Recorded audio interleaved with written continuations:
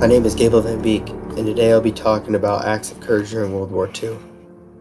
I chose this topic because I wanted to know that some people were standing up to Hitler during World War II, and that people were trying to save the Jews from persecution and death. Denmark. On September 28, 1943, George Ferdinand Dutzwig, a German diplomat, secretly informed the Danish resistance that the Nazis were planning to deport the Danish Jews.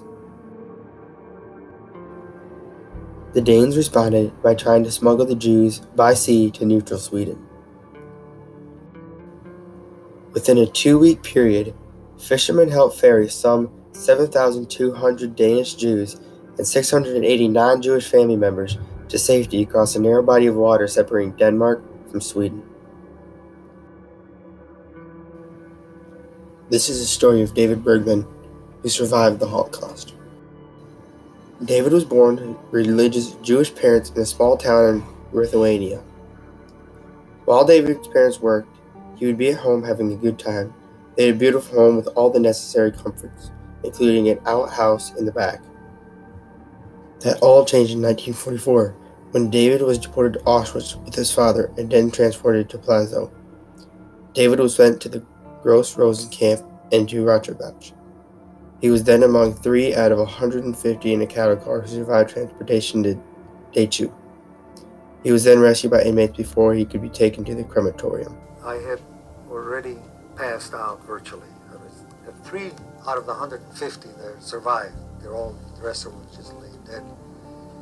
And what they did is they picked me up with the hands and somebody else with the legs, and then they threw me in a stretcher, getting ready to take me to the crematorium. That's where their objective was.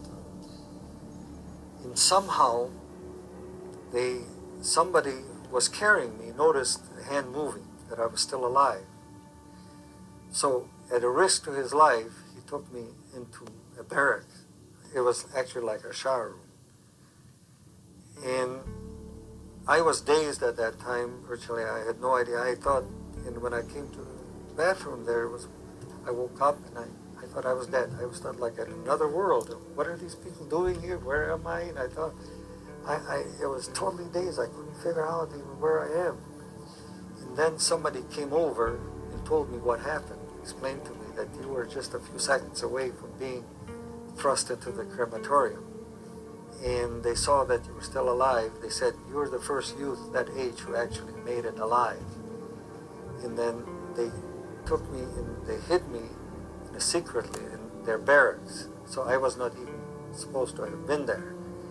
And I became to them like a hero, that here are these fathers who said, well, if I made it, then maybe their children would have made it through. And since I didn't get any rations, because the ration was there like a piece of bread, enough to keep them alive till they were going to be taken to the crematorium.